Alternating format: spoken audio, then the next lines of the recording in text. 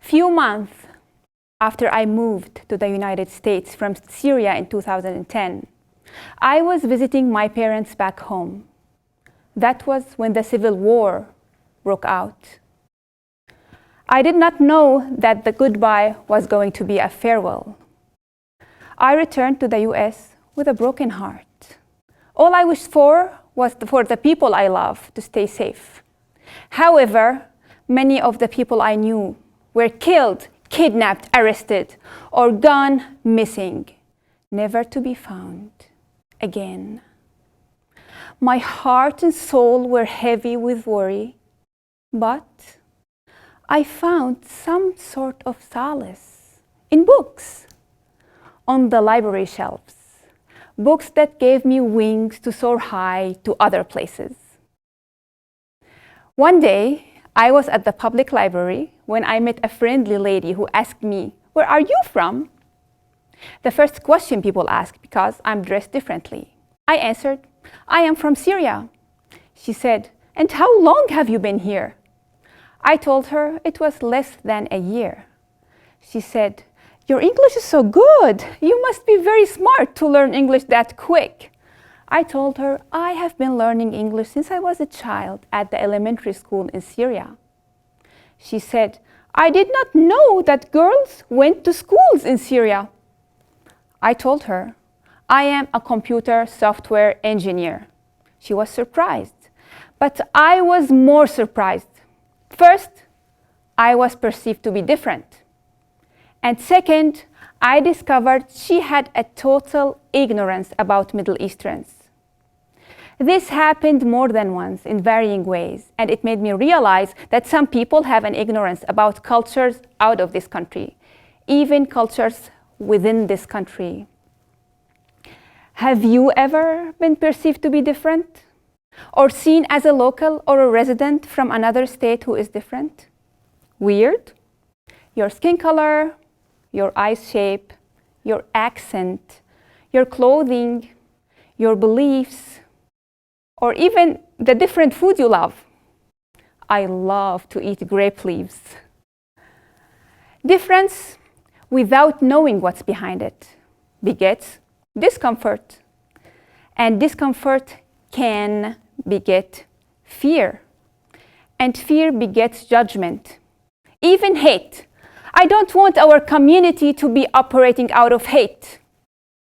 How can we feel safe to be ourselves, to be proud to be ourselves? How can we open a discussion with those defining us as different? How can we build a bridge to the other? I will tell you what I did. I used art to build the bridges.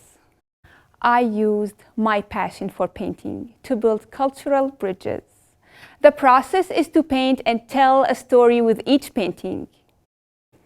Stories that build the bridges to cross the barrier of time and place and take the viewer in a journey to Syria and the Middle East, a culture I discovered is most misunderstood. Because a story is data with soul, it goes through the heart on its way to the mind, to open this mind. So I painted stories about culture, traditions, people, professions, places, history, even the plants and the flowers that are most loved there. And I posted the stories with the paintings on my social media, and I told the stories in the art exhibitions. I witnessed firsthand how these stories made difference. Those paintings opened a discussion, and it yielded positive outcomes. People engaged with the stories behind the paintings. Some showed interest in learning more about the culture they knew a very little about. Others told me that it changed their perspective on the Middle East, and they wished they have heard these stories long ago. The most moving connection, when some people started to use the phrases from the stories. Lend me your shoulder. This is the sentence or the story that inspired my painting, The Archway. Here is the painting and the story. Lend me your shoulder. Behind this sentence, There's a community built on solidarity. There's a strong bond between neighbors. Long ago in Syria, when a son gets married, he and his wife lived with his parents. That was the tradition. So when a son is getting married, sometimes his father needed to build him a room. So he asked his neighbor across the street to lend him his shoulder, which means he will need to use the wall of the neighbor's house to build a room for the couple to live in. So the room was built between the two houses, and that created an archway. I discovered my passion for painting when I was 15. When I was 15 years old, I got a box of oil paint as a gift. I could not wait to start using it, but I did not have a paintbrush. And I did not want to wait for my mom to take me by a paintbrush. So I started to paint with my fingers. And it filled my heart with joy to see my first painting ever, painted with fingers. I got a feeling that I can keep doing this forever. And at that moment, I realized that painting is my passion. Do you have a passion? What fills you with joy? Pride? Accomplishment? Not sure? What are you drawn to? What engages you? Rouses curiosity? If you're not sure, it's okay. Give yourself some time. You may find a passion that you never expected. Try different new things. Go to different events.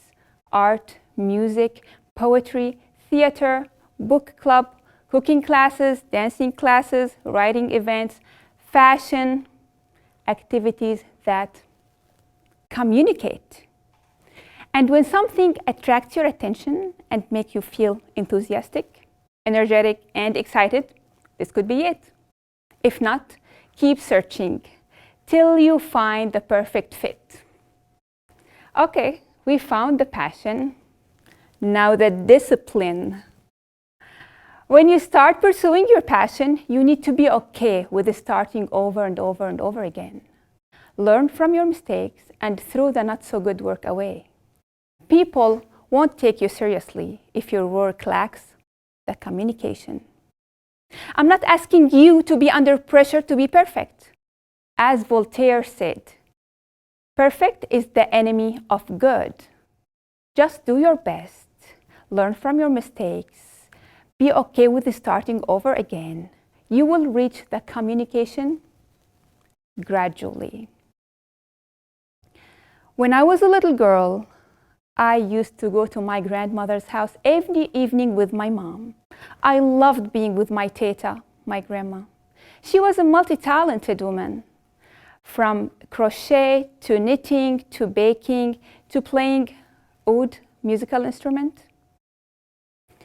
She taught me embroidery when I was 6 years old. And my first embroidered piece was a white piece of fabric with my name embroidered on it. When I finished it, I was so happy, so I lifted it up and I said, "Tita, look!" And my dress was lifted up with it because I sewed the fabric to the dress. I did not know what happened. She told me, "We have to cut it off the dress." I started to cry. I said, "No, I don't want to cut it. I made it." She said, "You made it? You can always make another one. You cannot hang this piece on the wall with a dress behind it. And you cannot wear your dress with a piece of fabric dangling from it. It's okay to start over again and learn from our mistakes." Now, with your new passion, you have a new way to introduce yourself. If, for example, your passion is cooking, everybody loves to eat. Make the food and tell the stories and the traditions of these recipes. That's the goal. Give information. Communicate. Send the data of the story from your soul through their hearts to their minds. Build a bridge. In one of the art exhibitions I participated in, and after I finished telling my stories of my paintings, I walked around the gallery to see other artists' works. I saw a crowd of people surrounding a young man. He was telling them some stories. So I joined to listen in, and the surprise was he was telling my stories. He felt connected to those stories.